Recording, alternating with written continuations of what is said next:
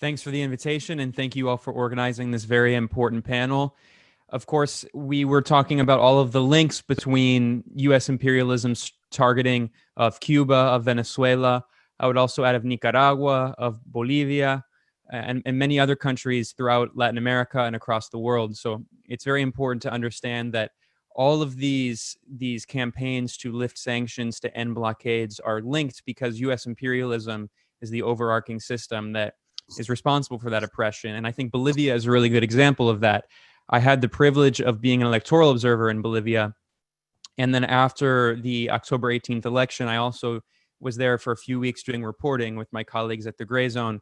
And we interviewed people like Patricia Arce, who is a socialist senator now from the Movement Towards Socialism party that was founded by former President Evo Morales. People might have seen that Patricia Arce was brutally tortured last year by the golpistas, the coup mongers, who they cut her hair, they poured paint on her, they attacked her, they forced her to walk 7 kilometers barefoot. Absolutely horrific. And it really showed the barbarism of these golpistas, of the right-wing opposition that has this colonial racist mindset and that is totally backed by the U.S. empire, economically, politically, and in many other ways. Also, I should mention that the coup in Bolivia was supported by the right-wing regimes in Colombia and in Brazil, and specifically Jair Bolsonaro, the extreme far-right president of Brazil, who has been a close ally of the U.S. We should understand that their role as well in supporting U.S. imperialism's designs in the region, trying to help Washington recolonize Latin America. And Bolivia is an amazing example of how people can successfully resist U.S. imperialism. It's an example of how when the people are organized, and Bolivia is one of the most organized countries in the world when it comes to unions, when people are unionized, they can successfully overthrow a coup regime that used violence to try to repress them. Today is actually the 1-year anniversary of the horrific massacre at Sacaba, in which dozens of people were killed, just gunned down mercilessly by the US-backed coup regime. And of course, I should stress that all of the victims were indigenous. Bolivia is a country where the majority of the population is indigenous, and the elites, the right-wing opposition, are largely of European descent, including many figures who are actually descendants of Croatian Nazis from the Ustasha, who were allied with Nazi Germany. And then after the victory of the Soviet Union in World War II, they fled to Bolivia and established right-wing neo-fascist groups there. So I think Bolivia is an example for the entire world of how to successfully resist imperialism, resist these golpistas. And we've seen other forms of successful resistance throughout the region. I'll just briefly add that I live in Nicaragua, and in Nicaragua 2 years ago, there was a very brutal coup attempt. There was very similar. It was the kind of rehearsal for the coup in Bolivia. Now, fortunately, in Nicaragua, the coup was unsuccessful, but hundreds of people were killed. The Sandinista party was targeted by the right-wing opposition with support and weapons from abroad, specifically from the United States.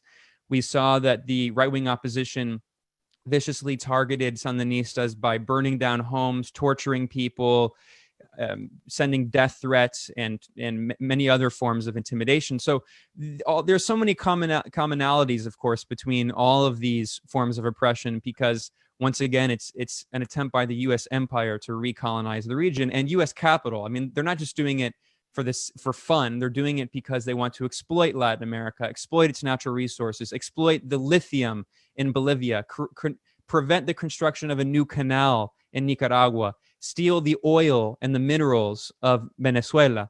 And then finally, the last thing I'll say is that we should also understand that another way to end the blockade of Cuba, to end the sanctions targeting all of these countries. Of course, the U.S. has sanctions now against Nicaragua because after the coup failed, they passed the NICA Act, which was written by some of the main elements of the right-wing anti-Castro Cuba lobby in Miami. They also supported the NICA Act, which imposed sanctions on Nicaragua. And of course, there is also a blockade now, as David Paul spoke, of Venezuela, which has caused tens of thousands of civilian deaths in Venezuela.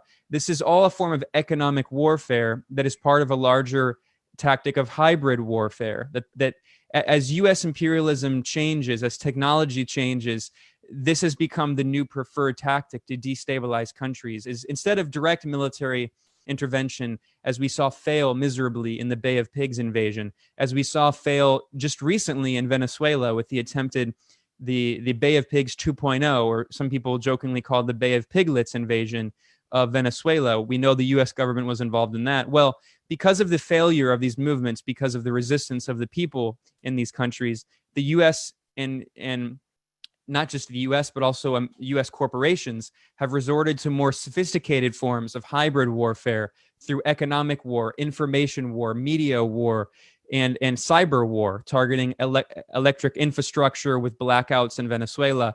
And I'll say that one way of resisting this massive infrastructure of imperial oppression of Latin America is by multilateral institutions unifying Latin America as a political and economic bloc. And this is what the U.S. empire is so afraid of. And I'll say the ALBA alliance, la Alianza Bolivariana para los Pueblos, the ALBA alliance founded by Cuba and Venezuela to unify Latin America and the Caribbean as well, including non-Spanish speaking member states of the Caribbean, who are very important as well. The U.S. has viciously attacked the ALBA, and it's not a coincidence. My final comments here is, it's not a coincidence that neoconservative former National Security Advisor John Bolton singled out the three remaining socialist countries in Latin America. As he called them, the troika of tyranny.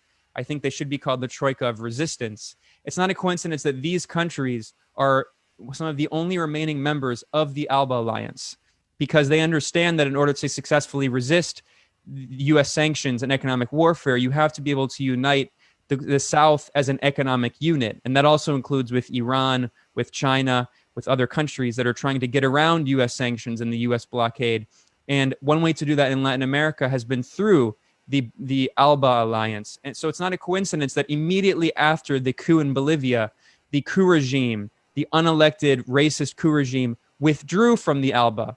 And it's not a coincidence that after the current authoritarian neoliberal leader in Ecuador, Lenin Moreno, that he withdrew Ecuador from the ALBA. And it's not a coincidence that Honduras, under the progressive elected president Jose Manuel Zelaya, when the U.S. backed a military coup to oust Honduras, Honduras also was pushed out of the ALBA alliance. So I think it's not a coincidence that U.S. imperialism understands that if it wants to oppress all of these countries and suffocate them economically, it has to destroy these independent institutions like the ALBA.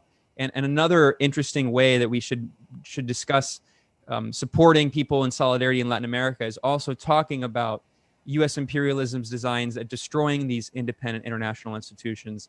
And I thank everyone for participating in this panel, and thank you for the invitation. And I'll say that I'm optimistic. The coup failed in Nicaragua. The coup failed in Bolivia.